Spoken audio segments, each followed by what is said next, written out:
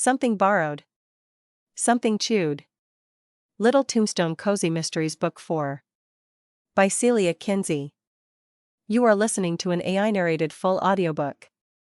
If you'd rather read this novel, there is a link to the ebook and paperback editions in the video description. Chapter 1. When my great-uncle Ricky first envisioned how Little Tombstone, a truncated imitation of the original Old West town in Arizona, would age, I'm sure he'd imagined something quite different from the weather-beaten row of buildings fronting Highway 41 as it bisected the village of Amatista, halfway between the interstate to the south and the city of Santa Fe to the north. In my late Uncle Ricky's mind, I'm sure the gravel strip in front of the elevated boardwalk that tied the whole crumbling monstrosity together would be forever packed with massive American-made sedans overflowing with families of Midwestern tourists searching out cut-rate Kachina dolls and Zuni pottery of questionable provenance. A tourist, on the rare occasions that we got one these days, could still purchase all manner of tacky Southwest-themed tchotchkes at the curio shop, but they rarely did.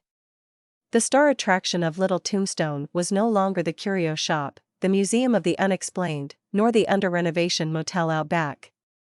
The reason people still came to Little Tombstone was the Birdcage Cafe, where Juanita Gonzalez served up daily lunches and dinners to a packed dining room.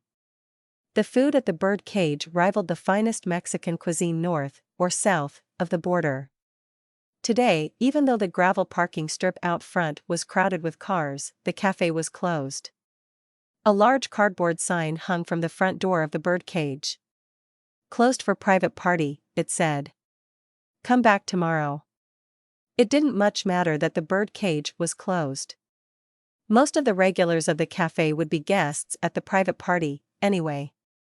It was no ordinary party. It was a once-in-50 years event that had come as a shock to the village of Amatista in general and the inhabitants of Little Tombstone in particular. 60-something Hank Edwards, proprietor of the Museum of the Unexplained, proud owner of the world's only complete family of taxidermized Chupacabras, and confirmed bachelor, was tying the knot. Hank Edwards was getting married, and it was my job to make sure he got to the church on time, in a manner of speaking. Phyllis, Hank's intended, had initially lobbied for a wedding in the tiny, picturesque adobe chapel on the edge of Amatista, presided over by Father Arajo. Hank, unlike Phyllis, was not a baptized Catholic. Hank was not a baptized anything, and when Phyllis raised the possibility of conversion, if only for the sake of a proper Catholic wedding, Hank wouldn't hear of it. And it wasn't just Catholicism Hank objected to. Hank is perpetually prepared to entertain the possibility not only of the existence of aliens in some galaxy far, far away, but aliens who may at any moment show up on one's doorstep and crave humanity's assistance in saving their race from mass extinction. Hank enthusiastically embraces vast and untenable conspiracies involving collusions between all manner of disparate government and civilian entities collectively cooperating to deprive the American people of life, liberty, and happiness. Not that Hank's life, liberty, or happiness seems to have been affected in any way by these mass indoctrinations of the American citizenry, just yet. According to Hank, this detracts nothing from his theories. Disaster on an apocalyptic scale is always lurking just over history's horizon. Regardless of Hank's multitude of other views requiring an abundance of blind faith, acknowledgement of the existence of a supreme being, according to Hank, required a suspension of disbelief too great for his whiskey-addled mind and bacon-clogged arteries to bear. For years, Phyllis had ignored Hank's bizarre views on the world and its workings, and faithfully gone by herself to Mass every Sunday and sometimes Saturday evenings, too. Phyllis and Hank had maintained an amiable toleration for one another's disparate viewpoints throughout their lengthy courtship, but making their relationship official had brought a brewing conflict to a head. Phyllis was of the unshakable conviction that so solemn a step as marriage ought to include an appeal to divine power for a blessing on the sacred union. There'd been a great deal of arguing back and forth between Phyllis and Hank about the wedding. I heard this from Morticia. Morticia is our resident fortune teller on the premises of Little Tombstone, which means she knows more about other people's business than the rest of us. Morticia is supposed to tell her clients what's going to happen in the future, but more often than not, her clients tell her what's already happened in the past. Also, Morticia's mother, Hetty, and Phyllis had been best friends for years. Morticia wasn't privy to the outcome of the argument. Phyllis had simply said that she and Hank had reached an acceptable compromise, so I didn't know what to expect regarding the sectarian nature of the ceremony. All I knew was that the ragtag collection of chairs and straw bale benches set up on the patch of dirt and sagebrush out back of the trailer court behind the Birdcage Cafe were full up with wedding guests. It was my job to make sure the groom made it down the aisle and stood under the whitewashed and fairy light festooned tumbleweed archway to await the entrance of his bride. Phyllis was arriving in precisely 12 minutes with a multi-species entourage. She was to be transported to the wedding venue in style, sitting on a muslin-draped bale of straw in the bed of our mayor, Nancy Flynn's, pickup truck. I hoped none of the members of the bride's party, small boy, elderly pug, or half-grown pot-bellied piglet, got overexcited by all the fuss and threw up on the bride. Fortunately for me, seeing to it that nobody threw up on the bride was my cousin George's job. She was in charge of the health, well-being, promptness, and presentability of the bridal party. I'd gotten off easy. I only had to get the groom to toe his mark at the front of the assembled congregation, and my duties were done. As I entered the front door of the curio shop, the bell on the door tinkled. I'd expected Hank to be ready and waiting for me to accompany him out back. I'd anticipated my duties to consist of tying Hank's tie, which Morticia had picked out for him, along with his new suit, making sure Hank had combed his freshly trimmed hair, courtesy of our friend and neighbor Ledbetter, and pinning a single white rose to the groom's lapel. Contrary to my expectations, the groom was not ready and waiting. I called out to Hank, but got no answer. The third time I called Hank's name, he finally replied, "That you, Emma? Come out and let me have a look at you," I shouted into the open door leading to Hank's tiny apartment at the back of the curio shop. Morticia and Ledbetter said. Hank's appearance was a shock. I'd expected, per Morticia and Ledbetter's description, an uncharacteristically clean and dapper Hank. What I had not expected was an uncharacteristically clean and dapper Hank, who was also sporting an enormous black eye. "What's happened to you?" I demanded. "What?" said Hank. "Your eye," I said, reaching up to touch my own face. Hank's eye was so injured, it was very nearly swollen shut. "You need some ice on that," I said.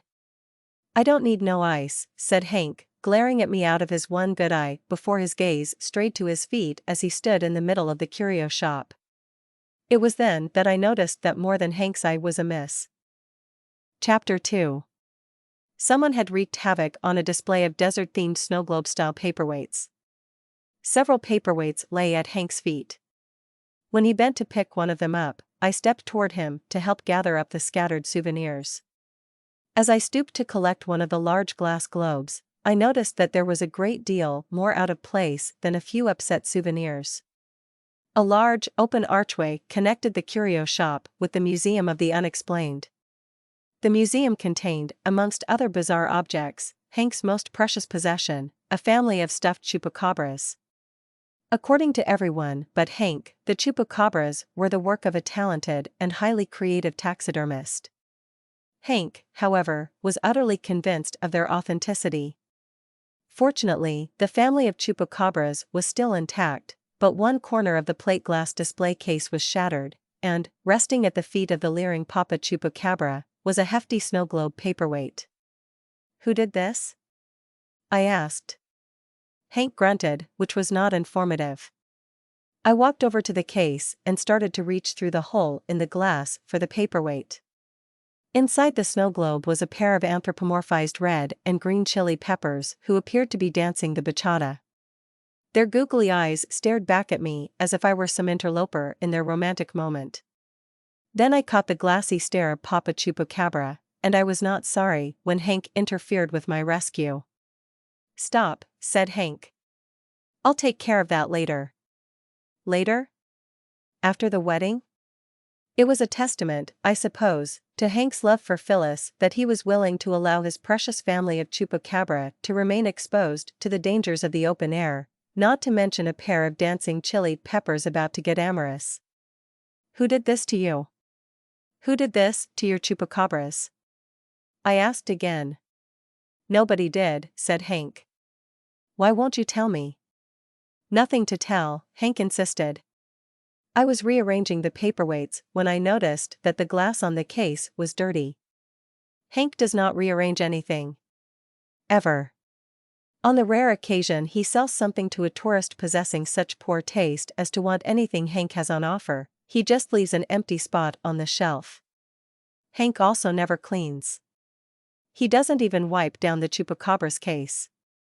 For as long as I've been at Little Tombstone, the only change I've ever noticed to the curio shop and the Museum of the Unexplained is everything gradually becomes coated in a slightly thicker layer of dust. I was holding that paperweight in my hand, Hank continued. I dropped it and broke the glass. When I bent over to check for damage, I caught my eye on the corner of the case. Hurt like the dickens, but I'll be fine. I wasn't so sure Hank would be fine, and I wasn't for a second buying his story. You and Phyllis didn't have a fight, did you? I asked. I couldn't imagine Phyllis, or Hank, for that matter, becoming violent, but who besides Phyllis would have been in the curio shop that morning? Someone had obviously precipitated a heated argument with Hank that had spiraled out of control. Hank snorted in answer to my question about Phyllis, which I took as his way of saying that the very notion of his betrothed having been the source of his black eye was the height of absurdity. Never mind, I said, let's do something about that tie and get you down the aisle.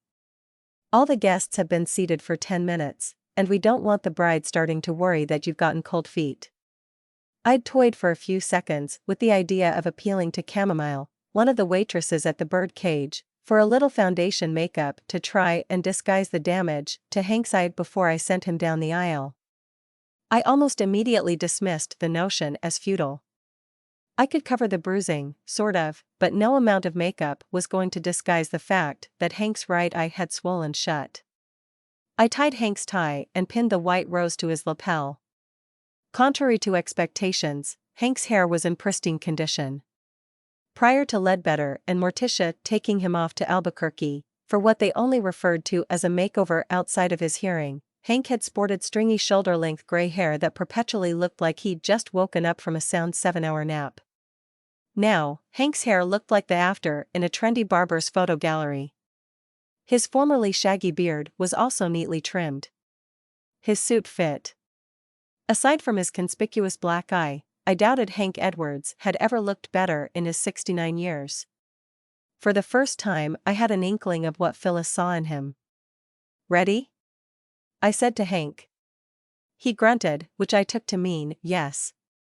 I hoped when the officiant asked Hank if he vowed to love, honor, and cherish Phyllis Ford till death do you part, he'd not merely grunt in reply. Wedding vows are one of those occasions which call for the use of actual, intelligible words. Did you write your own vows? I asked Hank. Hank just gave me the side-eye with his one good one. Clearly, Hank was of the opinion that only hippies and millennials wrote their own vows. Who was officiating? I asked as we walked down the boardwalk in front of the bird cage on the way to the back where the guests were waiting for the entrance of the happy couple. Freddie, said Hank. I decided he must mean Freddie Fernandez, the devout barber who had a shop next to the bird cage. Most people referred to Freddie Fernandez as Pastor Freddie, although he wasn't an official clergy person on the payroll of any religious entity registered in the state of New Mexico. Pastor Freddie was a lay preacher who held a non-denominational Protestant service in the back of his barber shop on Sunday afternoons. I thought you and Phyllis agreed not to have a religious service? I said. We did, said Hank. Freddie's agreed not to mention the G word. Is Freddie licensed to marry people? I asked. The last thing poor Phyllis needed, after being deprived of her church wedding, was to find out after the fact that the alternative ceremony she'd settled for wasn't even legal. Freddie got some license off the internets. I hoped Freddie knew what he was doing. I hoped Phyllis knew what she was doing, too. I supposed she ought to. She and Hank had been a pair for the past 8 years. Hank had not been in favor of marriage until he'd been convinced that his late mother was speaking to him from beyond the grave and urging him to make an honest woman of Phyllis. Hank's mother had used the highly unusual method of piercing the veil by communicating with her son through the crossword puzzle in the Amethysta Advance, our weekly community newsletter. Hank's mother was, of course, safely resting in her grave up on the hillside overlooking Little Tombstone, oblivious to the machinations of the living, but I liked to think that the elder Mrs. Edwards would have appreciated the lengths to which Hank's near and dear had gone to make sure that a gem like Phyllis didn't slip through Hank's grasp. Fond as I was of Hank, I was well aware that Phyllis should have been out of his league.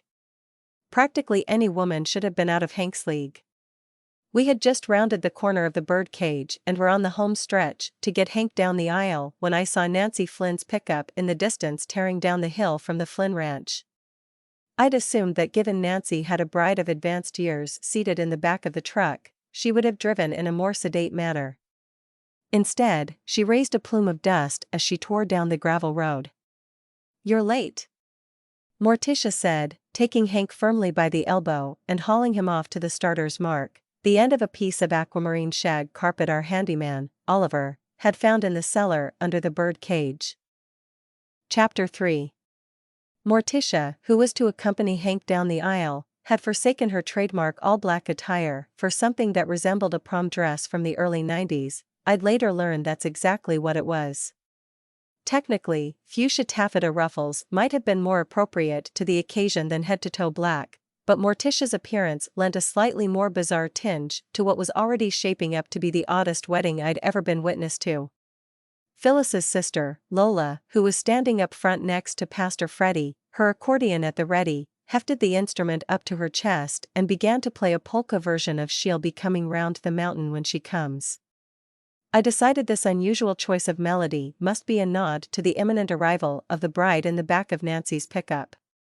Just as she was about to take the first step forward down the aisle, Morticia noticed the state of Hank's face. "What happened to you?" I heard her hiss. When she didn't get an answer from Hank, she turned back to me and mouthed, "What happened?" I shrugged. Morticia didn't let Hank's black eye or the mysterious circumstances surrounding his injury interfere with her determination to get Hank safely down the aisle and installed under the tumbleweed archway before the arrival of the bridal party. Hank was just turning to face the assembled congregation when Nancy's pickup skidded to a stop on the side street which led past the trailer court. When she braked, Nancy very nearly lost her load. I heard Earp-the-pug yelp and Hercules-the-potbellied pig squeal as they slid down the bed of the truck and collided with the tailgate. My cousin Georgia, who'd somehow managed to remain upright, had one hand gripping the jacket of Maxwell, her 6-year-old son, and the other grasping the air where the bride should have been. The bride, straw bale and all, had slipped down to the tailgate along with the pug and the pot-bellied pig. Fortunately, Phyllis, despite having lived 67 years, or, perhaps because of it, took her collision with the tailgate like a champ. In response to the collective gasp from the congregants who had all turned to watch as the truck skidded to a stop, Phyllis stood a trifle unsteadily to her feet and gave a royal wave to the crowd as if she were the Queen of England. All she was missing was the tiara. It was at that moment that I realized that Phyllis was bareheaded. She was not wearing her veil. Phyllis had insisted that the veil, and the dress, for that matter, were unnecessary. Veils were for young, blushing brides, she'd protested. Phyllis had been married to her first husband for 27 years before he met with an unfortunate demise at the age of 50 while scuba diving in Cancun. Phyllis had done the white dress thing once. "No need for a second jaunt down the aisle in white," she'd said. I think Phyllis would have been perfectly happy to have walked down the aisle in one of the tracksuits and white sneakers I'd rarely seen her without. It was not to be. Phyllis's sister, Lola, despite her excessive broad-mindedness in the matter of wedding music, she had now transitioned to a polka-esque rendition of Beyoncé's "Put a Ring on It," was a strict traditionalist when it came to wedding attire. Phyllis must wear a wedding dress, complete with veil, Lola had insisted. Not only that, but Phyllis must wear their late mother's wedding dress, the one from her second wedding after she'd ballooned to 284 pounds. Phyllis had fought back against wearing the heirloom dress, but she'd ultimately failed to prevail against the wishes of her sister. The veil might be missing, but the dress, which was about 6 sizes too big for Phyllis, was still intact.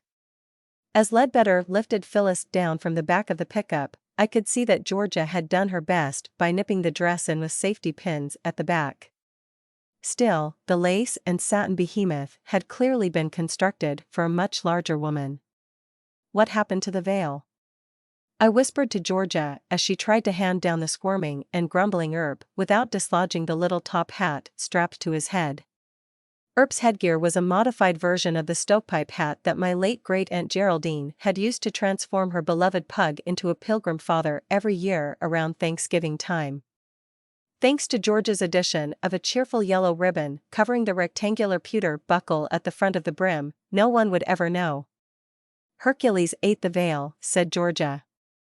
With a little help from Earp. I did not like the sounds of that. I immediately had visions of poor Earp or Hercules laying inert on the operating table as Dr. Bagley, Ametista's only vet, tried to remove acres of tattered tule from their intestines. Should I call Dr. Bagley? I asked. What if all that tule forms an obstruction? No need, said Georgia. Nancy already forced them to throw up the remains. That set us back so much we were nearly late. That explained Nancy's speed demon driving. It also explained Earp's apparent foul mood. How did she do it? How did she manage to get a pug and a piglet to gag up globs of fabric? Apparently, when you mix hydrogen peroxide and ice cream together, it was amazing, really, said Georgia. They scarfed down the ice cream and puked up the tule. You're sure it's all out? Well, I didn't piece all the bits of the veil back together, if that's what you're asking, said Georgia, but her attention was elsewhere.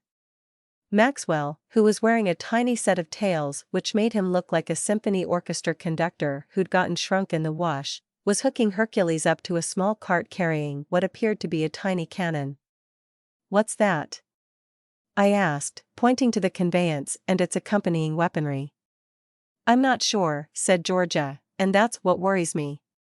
I thought Hercules was the stand-in for the flower girl? I said. Why has she got a cannon attached? I wish I knew, said Georgia. It's something Hank and Maxwell cooked up. It's supposed to be a surprise. Hercules, the pot-bellied pig, who was actually female, despite her masculine name, was originally supposed to have waddled down the aisle with a garland of flowers around her neck and remained at the feet of the matron of honor while gradually consuming the garland as the ceremony progressed. It seemed Hercules' role in the proceedings had been upgraded. Earp-the-pug, snappily dressed in top hat and a little black vest, was the ring-bearer. Where are the rings? I asked Georgia. Did you double-check they were in that little pouch around Earp's neck? Georgia nodded grimly. Maxwell had finally gotten Hercules securely harnessed to the cart/cannon and was attempting to get the pig, Earp, and himself positioned at the starting mark before Lola transitioned from Why Do Fools Fall in Love? To Here Comes the Bride. Maxwell was supposed to have been the Bible boy until religious overtones had been nixed. I'd assumed Maxwell's current role had been relegated to livestock wrangler until I noticed that he clutched an enormous book to his chest. What's Maxwell carrying? I asked Georgia. Encyclopedia Britannica Volume 2, BD. Why? Georgia dropped her voice even lower. It's been modified, she said. Modified? The middle's been hollowed out, and there's a pocket Bible hidden inside. Phyllis? Yes. It's her belief that what Hank doesn't know won't hurt him. What if the pocket Bible falls out in the middle of the ceremony? It won't, said Georgia. I superglued the pages of the encyclopedia shut. How is the Encyclopedia Britannica wedding relevant? I couldn't help asking. Really, Emma, said Georgia. How is most of this wedding relevant? Look around you. I looked around me. The groom was down front, looking like a prizefighter who shouldn't have come out of retirement. The matron of honor was a middle-aged psychic wearing her high school prom dress. The officiant was a devout barber who'd agreed to refrain from invoking the name of God, and the musician was an 80-year-old accordionist who'd just stopped between sets to take a swig from the hip flask handed to her by the groom.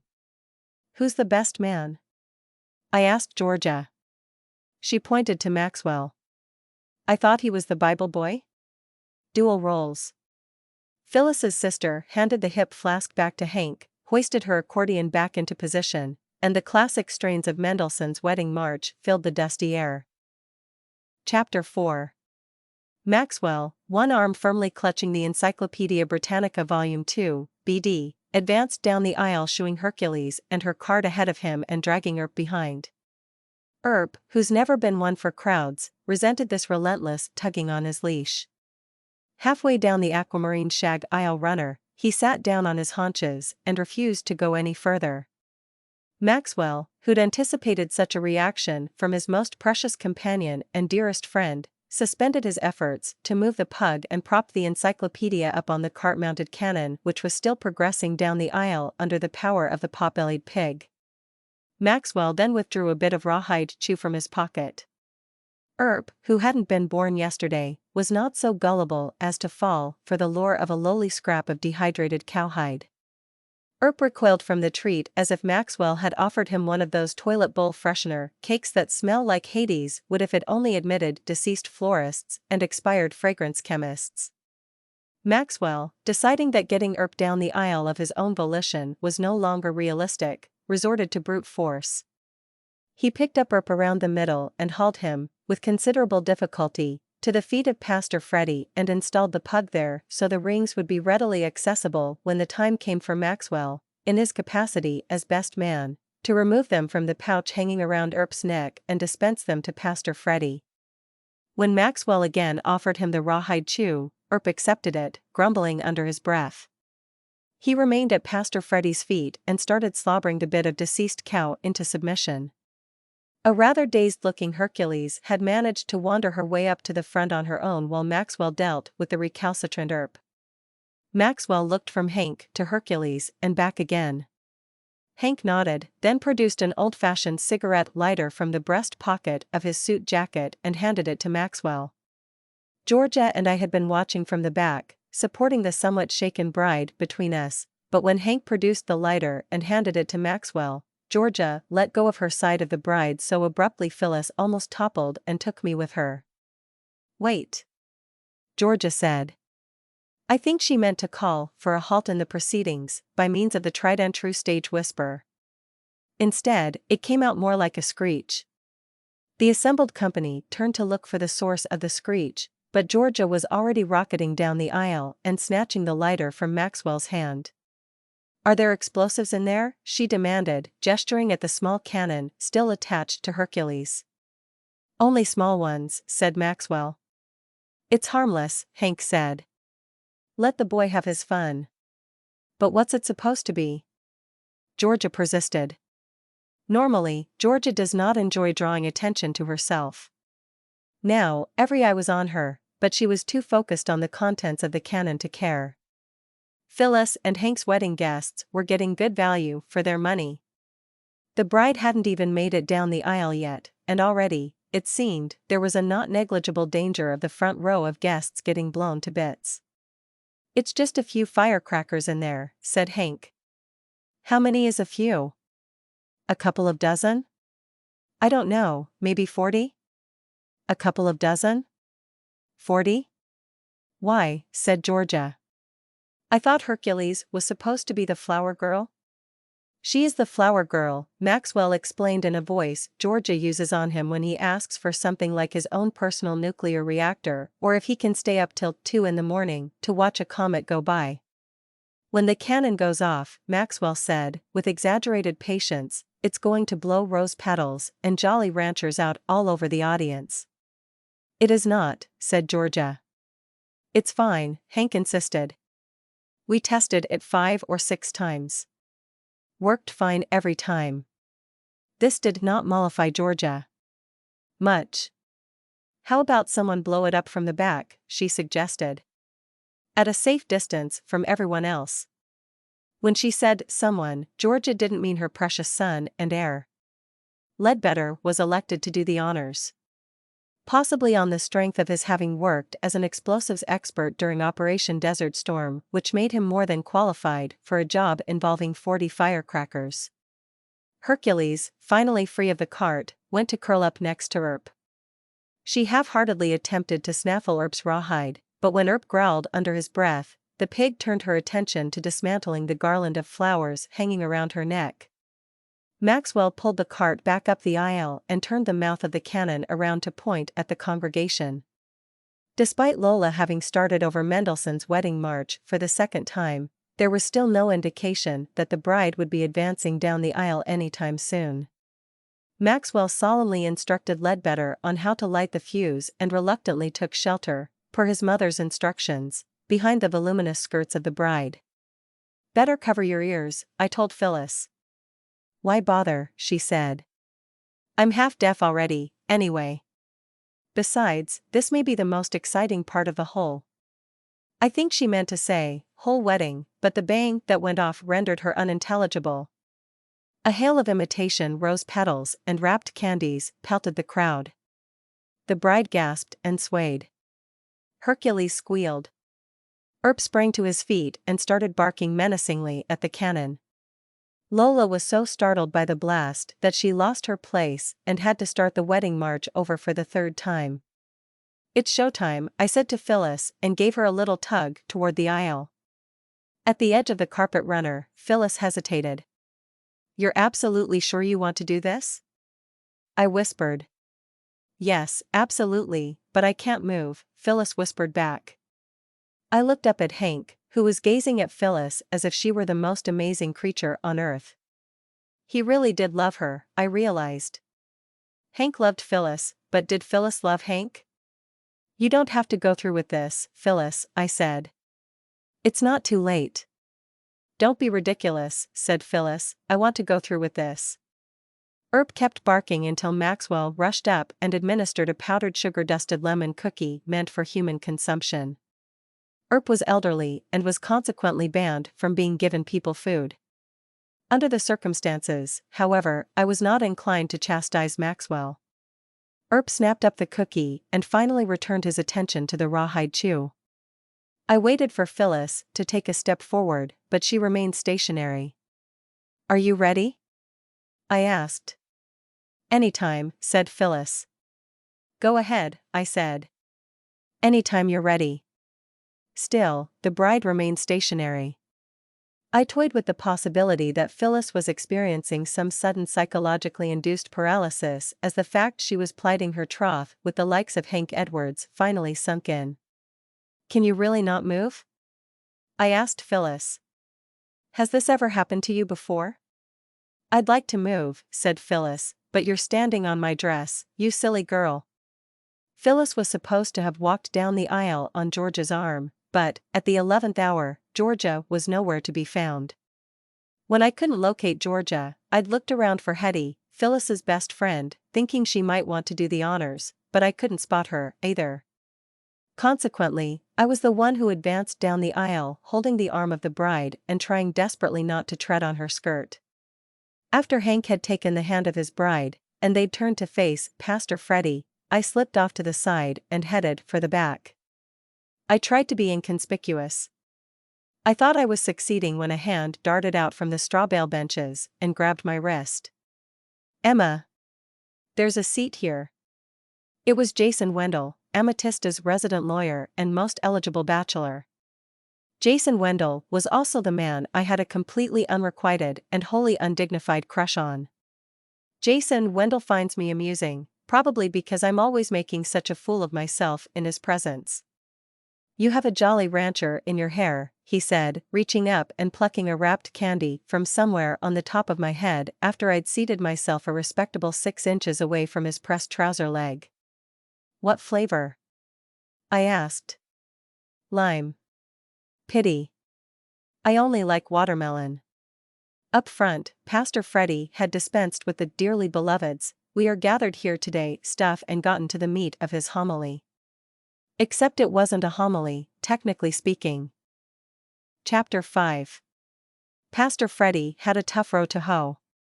On the one hand, He had agreed to adhere to Hank's requirement that the officiant avoid all mentions of the G word, and Freddie Fernandez was a man of principle who kept his promises. On the other hand, Freddie clearly wanted to grant Phyllis's fervent wish for a Christian ceremony.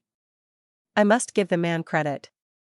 If Freddie Fernandez ever wants to abandon barbering and lay preaching for politics, there's no doubt he'll make a smashing success of it.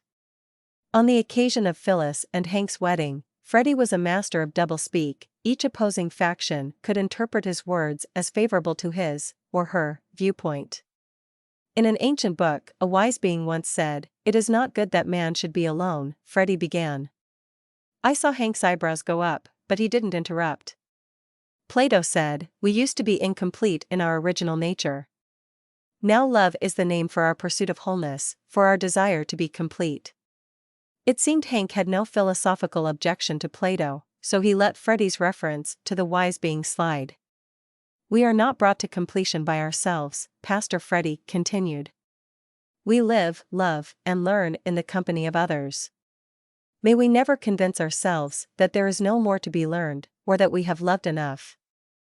There was a lot more to Pastor Freddie's aggressively fence-sitting, self-consciously non-sectarian non-homily, but I was too distracted to take it all in. I was disturbed by the continued absence of my cousin, Georgia. "Did you see Georgia leave?" I asked Jason. "No, are you sure she's not here?" "She's not. Georgia was supposed to have been the one to walk the bride down the aisle. She disappeared right after the miniature cannon went off." "I thought that cannon was a genius touch," said Jason. "Whose idea was that?" "It's something Hank and Maxwell cooked up. I understand it was a collaboration of like minds." Chamomile, the waitress from the bird cage, was sitting on the other side of Jason. Chamomile has an even bigger crush on Jason than I do, although she's a lot less subtle about it. "Shoo," she said, leaning over Jason to look me in the eye. "I want to hear." As she returned to an upright position, Chamomile brushed an invisible bit of lint off Jason's starched white shirt sleeve in an unnecessarily possessive manner. Chamomile could hear just fine. What she really wanted was for me to shove off and leave Jason to her. I obliged, but only because I was so worried about Georgia. "I'm going to look for Georgia," I told Jason. "You'll miss the vows," Jason protested. "You can tell me all about it later," I said and slipped from my straw bale pew. I paused at the back of the congregation, scanning the guests, just to be sure Georgia hadn't slipped into some empty seat when I wasn't looking. Georgia hadn't. Hetty didn't seem to be anywhere in the audience either. I walked into the empty dining room of the bird cage, which was festively decorated with Mexican paper-cut garland and red and yellow balloons for the reception dinner to follow the ceremony. I stuck my head into the kitchen, not that Georgia had any reason to be there. Juanita herself was outside, watching Phyllis and Hank get hitched. I checked the bathrooms and the dish room. I checked the utility closet. I even yelled down the darkened stairway to the old dirt storage cellar underneath the cafe. No Georgia. I ran up the stairs to my apartment, which Georgia, Maxwell, and I used to share, thinking she might have let herself in for some reason. No Georgia. Maybe Georgia had retreated to the renovated tourist cottage that she and Maxwell called home. It seemed like I would have seen her go, however, since the cottage sat at the back of the trailer court and was in plain view of the wedding. Perhaps I'd just been too distracted to notice her leave. I dialed Georgia's number and waited as the phone rang so long that it went to voicemail. This did not reassure me. I texted my cousin. "Where are you?" There was no reply. Not even 3 little dots. The only place left to look, discounting the possibility that Georgia had left the premises altogether, was the curio shop and the Museum of the Unexplained. Even though I couldn't think of any reason why she'd up and invade Hank's lair in the middle of the wedding ceremony, I decided to check anyway before I headed out back to check the cottage. There had been periodic bad blood between my cousin and Hank. Little Maxwell thinks Hank is a fascinating fount of knowledge and good company all around. Georgia grudgingly concedes that Hank is harmless, but ever since Hank introduced Maxwell to the wonderful world of Chupacabras and inspired Maxwell's solitary and unsanctioned midnight excursion to observe the mythical creatures in the wild under the light of the full moon, Georgia had been periodically threatening to wreak bodily harm on either Hank or his Chupacabra collection. Occasionally, she fantasized out loud about doing damage to both.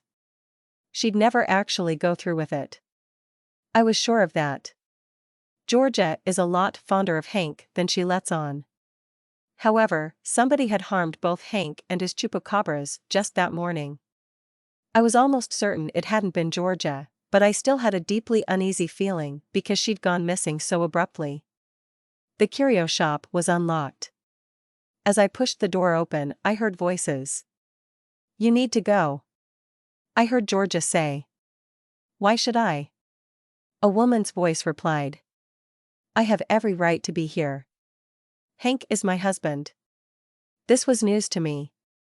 I'd been sure Hank had never been married. He'd been a fixture at Little Tombstone for the past 30-odd years, my whole life, and never once had I heard him, or anyone else, mention any Mrs. Edwards. I lurked and listened through the half-open door. "If Hank is legally your husband," Georgia said, "and that's a big if, you still have no right to swan up after all these years and turn his life upside down." "What gives you the right to interfere with our business?" the woman demanded. "Our business? You mean you and Hank's business?" The woman didn't answer. "I'll tell you what gives me the right," said Georgia. "Hank would do the same thing for me." That was probably true. When my own ex-husband, Frank, had touched down in a hot air balloon on the street in front of the bird cage in an ill-advised and unsuccessful attempt to win back my heart and hand, Hank had gone after Frank with a 3-foot-tall ceramic cockapelli lawn ornament and threatened to break it over Frank's head if Frank didn't lift off pronto. Hank might be cantankerous and reactionary, but he was unquestionably loyal. It seemed that Georgia was repaying him in kind. I pushed the door open and walked in. The unidentified woman was a stranger to me. I was certain I'd never seen her before. She was about the age of Hank and Phyllis, but trying hard to disguise it. The skin on her face was stretched tight like it had been adjusted by a surgeon's scalpel one too many times. I should know the look. I was married to a plastic surgeon once upon a time. In addition to her surgically altered face, she had a thick head of jet black hair, which I suspected was a wig. She didn't look like Hank's type, at least not if plain, sweet Phyllis was anything to judge Hank's tastes by. "Who are you?" I asked. "Claudia Edwards," she said, rearranging her mouth into a smile that ended up looking more like a grimace. She didn't extend her hand. Neither did I. "This woman claims she's still married to Hank," Georgia said, "but I don't believe a word of it." "Have you been here all morning?"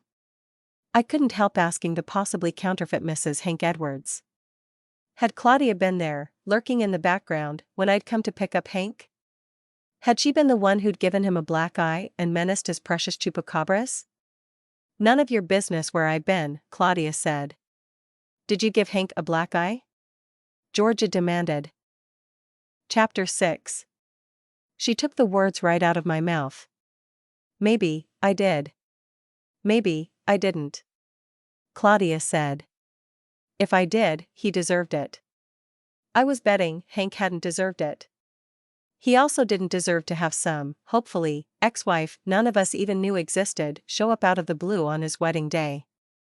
Phyllis certainly didn't.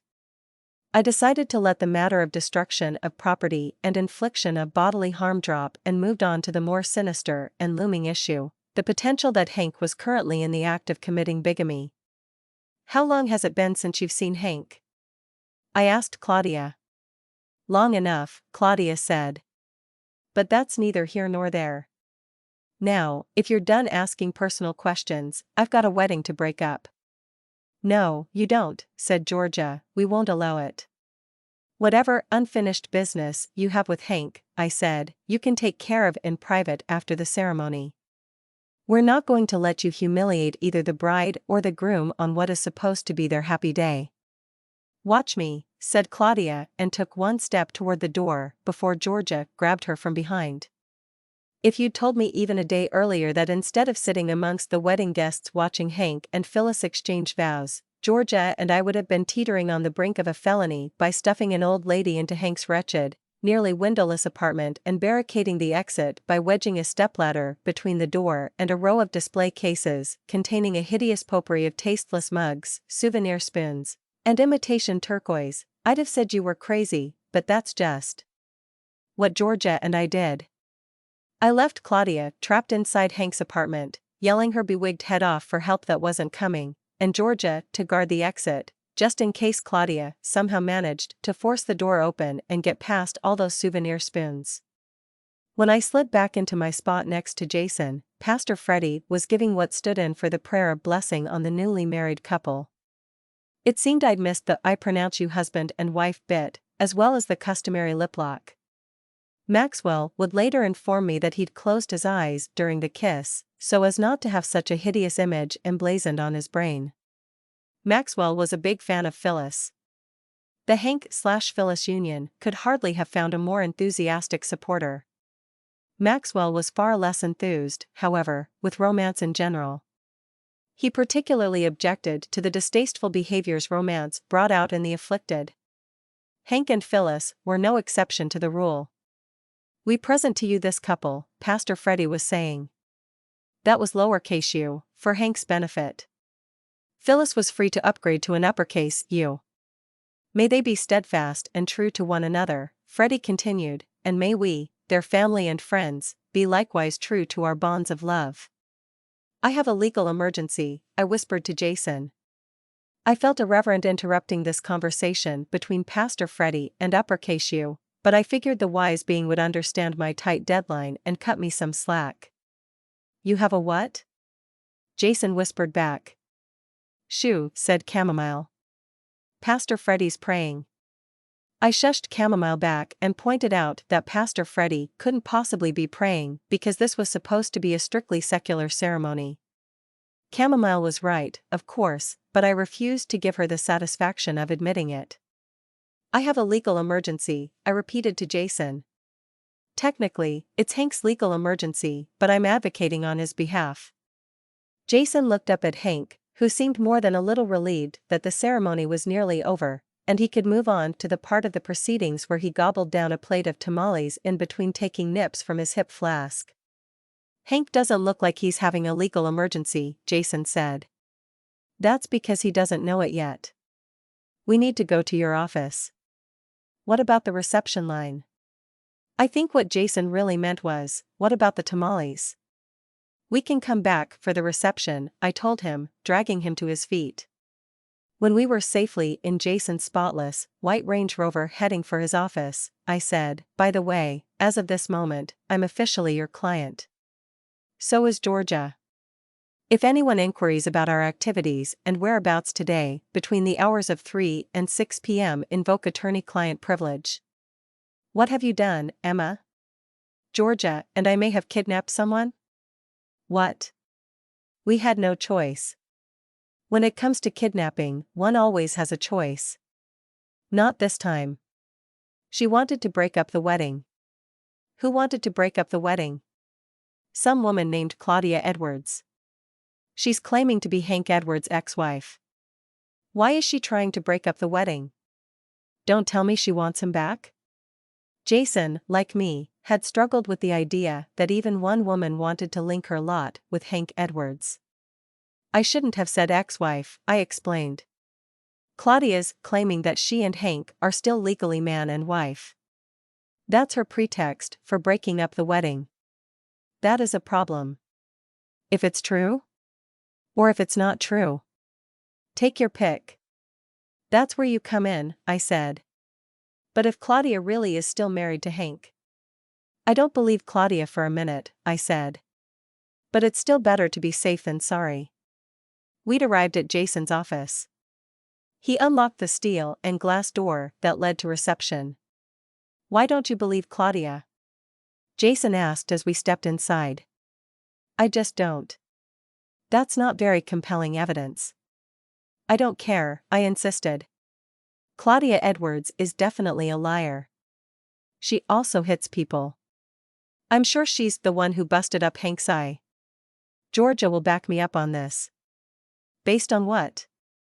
Based on nothing concrete, but I was still sure Georgia and I were right about Claudia.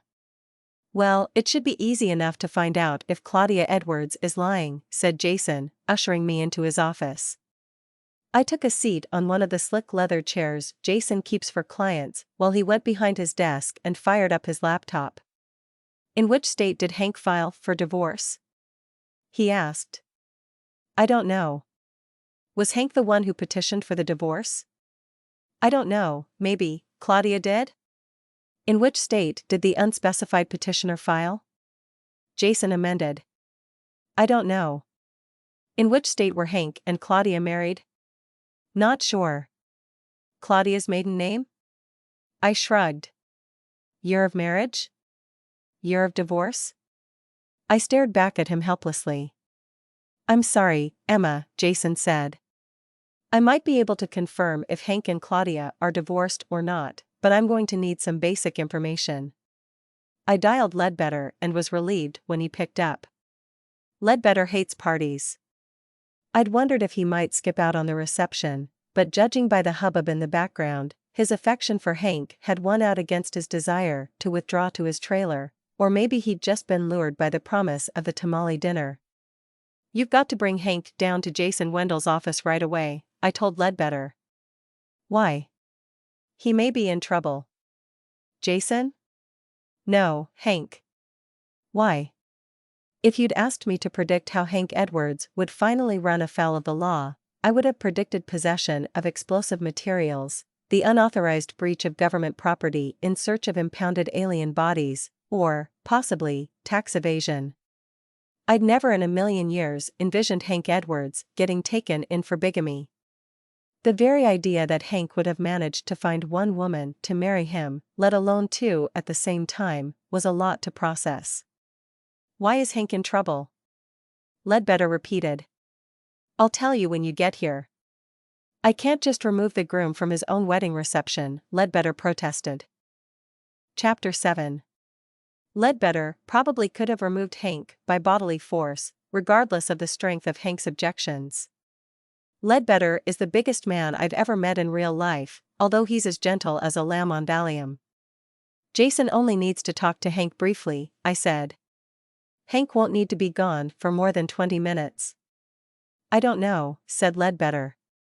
They're about to start the toasts. Tell Morticia to put off the toasts.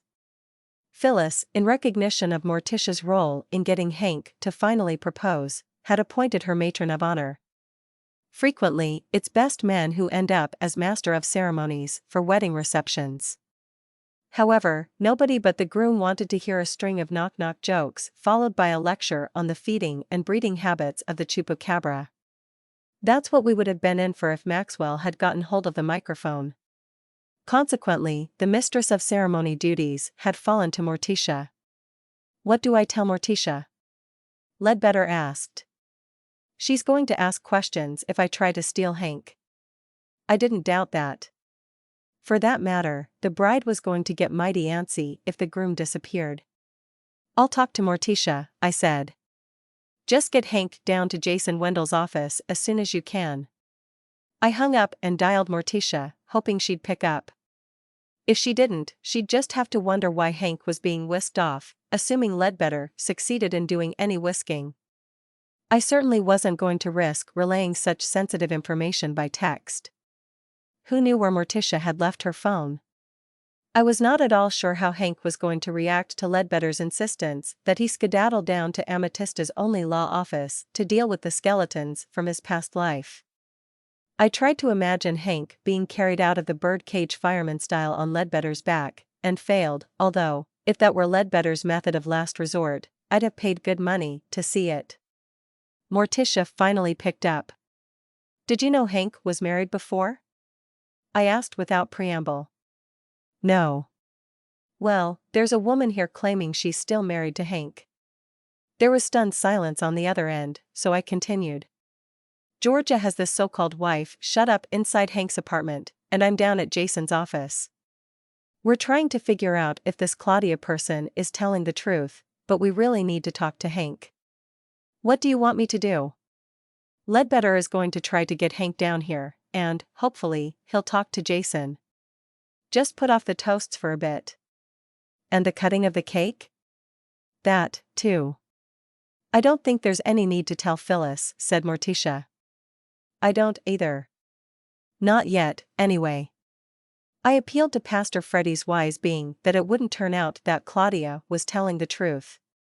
10 minutes later, Hank was sitting on one of the spare chairs inside Jason Wendell's office. Ledbetter stood in the open doorway, as if to prevent Hank's escape, although I think it was more a matter of Jason's office being full to capacity. Half of the space was taken up by the hoopskirt on Phyllis's wedding dress. Hank had brought the bride with him. This answered my question as to whether Phyllis knew of Claudia's existence, without me even asking it. Her presence did not, however, reveal how long she'd known she was not the first woman to be Mrs. Hank Edwards. "Where is Claudia?" were the first words out of Hank's mouth. "Georgia has her locked in your apartment," I said from my little corner behind Jason's desk. It was the only place left to stand. "Why did you do that?" Hank demanded. "She was threatening to crash the ceremony." "I hope she doesn't sue," said Hank. When Georgia and I had manhandled Claudia into Hank's apartment and shut her in, I'd been convinced we'd done the right thing. Now, I wasn't so sure. "Why would she sue?" I asked Hank. If Hank intended to answer, Jason beat him to it. Kidnapping, wrongful imprisonment, mental anguish, and, possibly, bodily harm. There was no bodily harm, I said. Besides, if anyone should be getting in trouble for bodily harm, it's Claudia. "Why?" said Hank. "Didn't she hit you in the eye?" "No. Don't tell me that story again about knocking your eye on the corner of the Chupacabras case." Hank just looked sour and said nothing. "You'd better call Georgia and tell her to let Claudia out," Jason told me. "See if Claudia will come down here so we can get to the bottom of all this." While we were waiting, Jason had a lot of questions for Hank. Had Hank really been married to Claudia? Yes. Had he filed for divorce from Claudia? Yes. Was Hank absolutely certain that divorce had been finalized? That's where matters became somewhat murky. "When I tried to serve Claudia divorce papers," said Hank, "she disappeared." Disappeared? Off the face of the earth. I hoped Hank's explanation for why his divorce might not have finalized wasn't going to be that Claudia had been the victim of an alien abduction. Fortunately, it wasn't. According to Hank, Claudia had run off with a Russian shoe salesman named Igor, whom she'd met through their bowling league. Claudia had announced she was leaving Hank and going off to Florida with Igor. She'd left no forwarding address. I was fascinated by this revelation that Hank had once been part of a bowling league, and I wanted to hear more about this Igor, but Jason wasn't interested in the details of why Claudia had left. He was fixated on Hank's failure to find her. "So, what did you do when you couldn't reach Claudia?" Jason asked. "My lawyer told me to run a notice in the newspaper once a week for 3 weeks, and then I could ask a judge to go ahead and divorce me and Claudia." "A motion to serve by publication of posting?" Hank shrugged. "That was 1968, he said. "I don't remember the details." "But you're absolutely certain that the judge granted you a divorce?" Hank grunted. Jason took down notes on the probable date the divorce had finalized and the court where the hearing had taken place. Then he went to work searching for confirmation that Hank was telling the truth. I fervently hoped that Hank wasn't pulling our collective leg. Throughout this process, Phyllis remained calm. "Are you all right, Phyllis?" I asked. I think she knew what I was really trying to say, because her answer was, "I already knew all about Claudia." "Why didn't you tell anyone at Little Tombstone you'd been married before?" I couldn't resist asking Hank. Why should I have? Hank had a point. His marriage to Claudia had preceded his move to Little Tombstone by over a decade. 30 years from now, I wouldn't be going around and telling anyone who'd listen about my disastrous marriage to Frank. Hopefully, I'd have succeeded by then of forgetting that it had ever happened. Poor Hank might have temporarily purged his marriage to Claudia from his memory, but she'd made a reappearance in his life at a most unfortunate moment. Found it? Jason said. I found documentation supporting. Jason didn't finish because Georgia had arrived with Claudia in tow. Excuse me, ladies, said Ledbetter, moving out of the doorway to let them pass through into the few feet of space still available to stand in the small office. Are you Claudia Edwards? Jason said. Claudia was looking a little worse for the wear. Her wig was askew, and she'd lost most of the sash she'd displayed earlier. As far as I was concerned, locking Claudia away in Hank's apartment had done her a world of good. I doubted that Officer Reyes of the Santa Fe County Sheriff's Department would see it that way. I sincerely hoped it would not come to that. Claudia told Jason that she was Claudia Edwards and that she had been violently thwarted in her attempt to prevent a married man from committing bigamy. She'd been thwarted, all right, but I objected to the part alleging violence. But Hank wasn't committing bigamy, Jason explained. I don't think you know what bigamy is, said Claudia.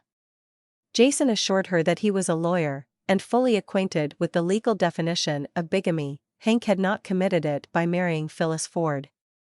You'd better look at this, he told Claudia, gesturing at his laptop. We all rearranged ourselves so that Claudia could get to the other side of the desk and see the screen. Well, I'll be jitterbugged, said Claudia. Chapter 8. Unless Claudia Edwards had us all fooled, it appeared she'd been operating with Hank's best interests at heart. She expressed consternation that she'd been divorced from Hank for all these years and not known it. How did you find out that Hank was about to get married again? Georgia asked. Hank's cousin recently got back in touch with me. He thought I ought to know, said Claudia. You mean Albert? I asked. Claudia nodded. Hank's cousin, Albert, lives in the village of Ametista in what can only be described as a dump overrun by a flock of peacocks. Hank is unquestionably weird but in an endearing and fundamentally harmless sort of way. Hank's cousin Al is also weird, but on the rare occasions Albert leaves his house, most people will cross to the other side of the street to avoid him. Albert has a mean streak. Did Albert know your divorce was final, Hank? Georgia asked. He did. Why would he lie to Claudia like that, then? I asked. He's mad at me, said Hank. Why? I wouldn't help him put pig manure up Herbert St. Clair's muffler. Herbert St. Clair is Al's next-door neighbor. Herbert and Albert have been going back and forth for years about the state of Albert's property. Where'd Albert get pig manure? Georgia asked. I think he stole it from Nancy. Nancy Flynn breeds pot-bellied pigs on her ranch. Hercules had been the runt of a recent litter. Hercules' fate had been uncertain until I'd taken the piglet under my wing, and, much to the delight of Maxwell and Earp, added her to the Little Tombstone menagerie. Never mind about pig manure, said Jason. Can we all agree that this has all been just a big misunderstanding? Each party, while acting under false information, was operating in good faith. Georgia said, yes.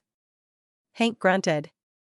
Claudia said she supposed she had not sustained any lasting damage, although I wasn't so sure that she wouldn't have to get some major repairs made to that wig.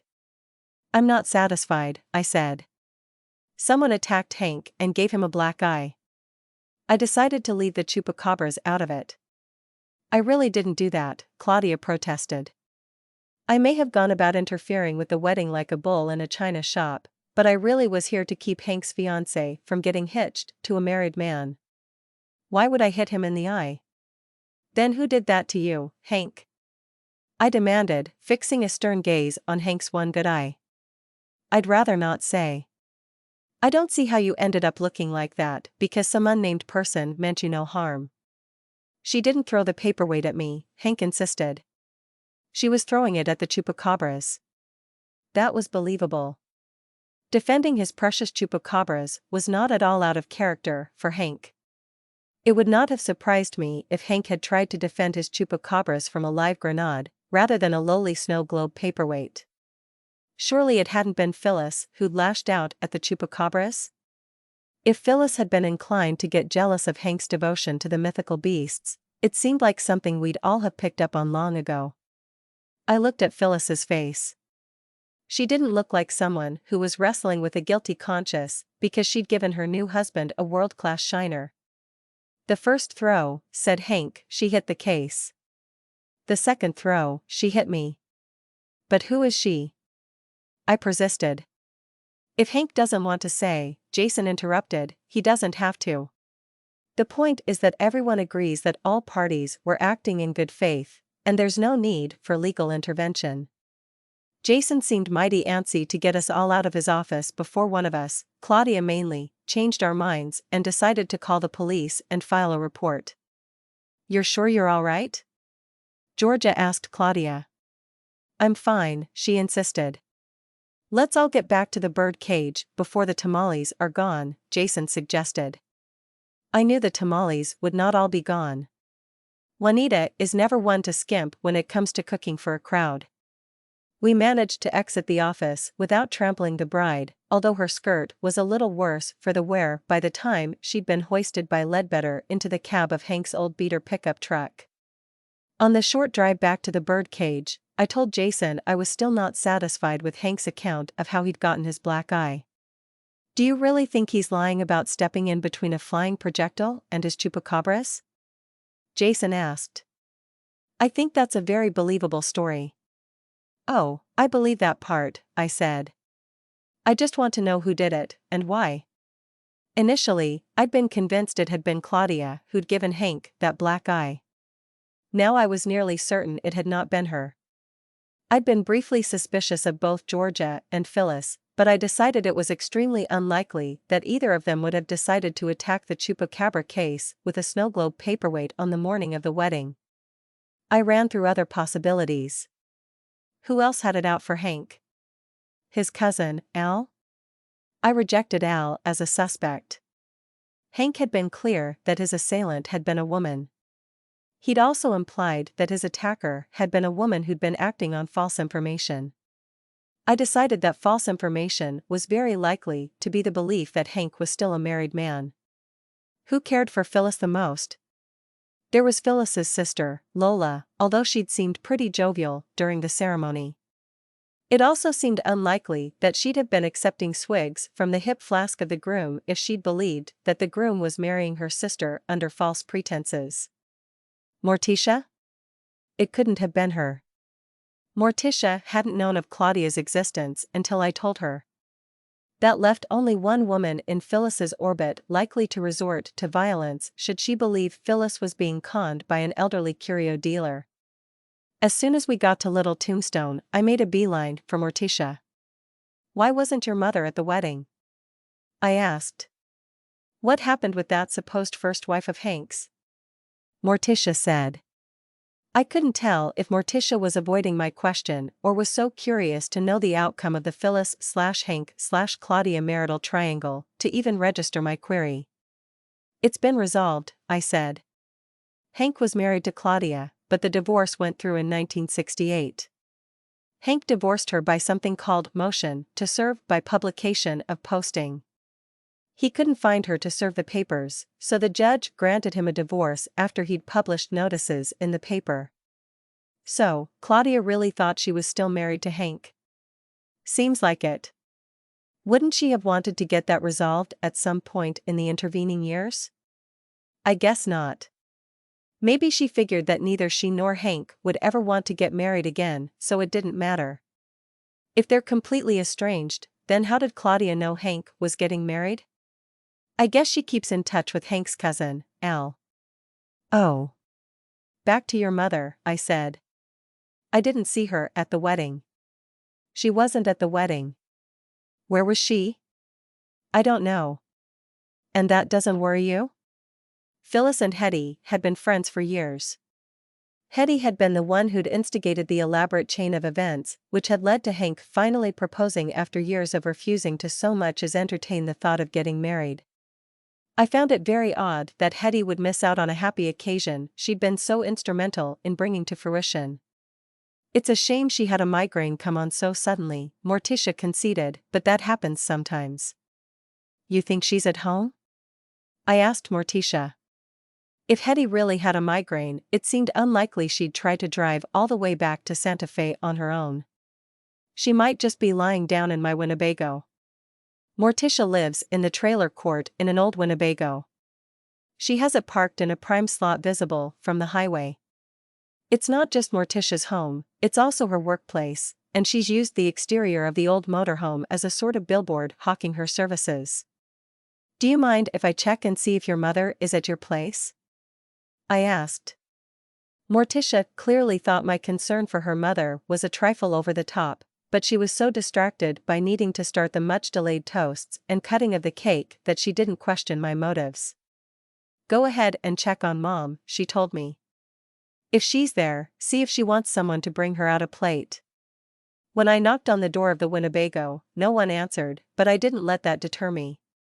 I pushed the door open, releasing a waft of patchouli. Morticia believes incense creates the proper atmosphere for fortune-telling, but it couldn't possibly be good for anyone suffering from a migraine, not that I believed that was what was really ailing Morticia's mother. I knocked on the inside of the open door and called out to Hetty. Yes, dear, I heard Hetty's voice call out from the minuscule bedroom at the back of the Winnebago. That you, Morticia? That answered a long-burning question about what Hetty had named her baby girl. I'd always wondered if Morticia weren't a stage name she'd adopted for professional purposes. It seemed, however, that Morticia's mother called her daughter by that name even when no one else was around. It's Emma, I said. Morticia asked me to come out and check on you. That wasn't exactly true, but I didn't like to burst in and immediately start accusing Hetty of beaning Hank with a paperweight. I didn't hear anything more out of Hetty, so I assumed that meant she was expecting me to come back to where she was. When I got there, I could see that she'd been crying. A few emotional tears of joy over the good fortune of a friend would not have made Hetty look like that. Her eyes were swollen, her face was red, and there was half a box of used tissues heaped up next to her. She'd been huddled in the fetal position until my arrival, but she sat up to speak to me and pasted a cheery smile on her face. Hetty had no inkling of how awful she looked, or she wouldn't have bothered pasting on a happy expression. I decided to get straight to the point and put the poor woman out of her misery. I know you hit Hank with that paperweight, I said. And I know why you did it. Chapter 9. It seemed I'd struck Hetty speechless, so I went on without waiting for a reaction. I'll put your mind at rest. Hank and Phyllis's marriage today was completely legal. Hank is not still married to another woman. What? Said Hetty. For a few seconds, I worried that I'd been wrong. Did Hetty not even know about Claudia? You were the one who gave Hank a black eye, weren't you? I asked. Yes. With a paperweight? Yes. Because you thought he was marrying your best friend while he was still married to another woman? Yes. What happened? How did you know about Claudia? I came into the curio shop while Hank and Claudia were arguing. They didn't know I was there. Claudia left, and I stayed. Didn't Hank tell Claudia about going before a judge to have the divorce finalized? He said something about that, but Claudia refused to believe him because she'd never been served with divorce papers. Did you believe him? No. It's true, though, I told Hetty. Jason Wendell confirmed that Hank's story is true. He really is divorced from Claudia. He was granted a divorce by a judge because he couldn't track down Claudia to serve the papers. Hank and Claudia have not been man and wife since 1968. Oh, dear, said Hetty. I shouldn't have gotten so mad. So mad you started throwing things? I wasn't trying to hit Hank. I know. Oh, dear. Well, everything's fine now, I said. Hank's eye will heal. It's just a shame you missed the ceremony. Oh, dear. You don't really have a migraine, do you? No, I couldn't bring myself to stop the wedding, but I couldn't bring myself to stand by and watch it happen either. I've been crying for the past 3 hours. Oh, dear. Well, you don't have to miss the reception, I said. We can probably still catch the end of the toasts and watch the happy couple cut the cake. Hetty took so much persuading that by the time we made it to the dining room, the toasts were almost over. Morticia was just taking up the microphone to announce the cutting of the cake when Hetty interrupted her daughter to say she'd like to make a toast. Here's to the bride and groom, Hetty said, raising her glass. I hope they'll forgive me. The bride looked confused, but the groom raised his glass and grunted, which I took to mean that Hetty was off the hook. I saved you some tamales, Jason said, shoving a plate under my nose. The green sauce is all gone, so you'll have to do with red. Thanks, I told him and took a bite. Where'd you go off to? He asked. I was having a word with Hank's assailant. Who was it? I'm pleading the fifth, I said. On what grounds? On the grounds of protecting the ill-informed but well-meaning. For such a bunch of well-meaning people, I've never been to a wedding where there was such a lot of slander, kidnapping, vandalism, and battery going around. I couldn't argue with that. I never had either. Hank and Phyllis were cutting the cake. As they brought the huge beribboned cake knife down through the center of the top layer, I heard Hank grousing that he wasn't interested in cake, he hadn't even had any tamales yet. Phyllis reassured him that Juanita had saved him a plate. It was in the kitchen, and as soon as they got the cake cutting over with, he'd finally be allowed to eat. I looked around the dining room of the Birdcage Cafe. It was filled to bursting with well-wishers, there to celebrate the long-time incoming union of two kindred souls. Well, not kindred souls, maybe. Souls united in mutual and sometimes grudging toleration was probably closer to the truth. Unfortunately, amongst the smiling faces of the well-wishers lurked someone with murder on their mind, but I wouldn't find that out until later in the evening. Shall we dance? Jason asked me. There was music playing, but no one was dancing. There wasn't room. Where? We could go out on the boardwalk. That's what we did, and soon other couples joined us. Not the newlyweds, however. Firstly, Hank Edwards does not dance, and, secondly, he had a dozen tamales slathered in green sauce to get through. The end. There are more Little Tombstone Cozies. Click on the playlist to keep listening to the next adventure of Earp, Maxwell, Hercules, and the rest of the Little Tombstone family.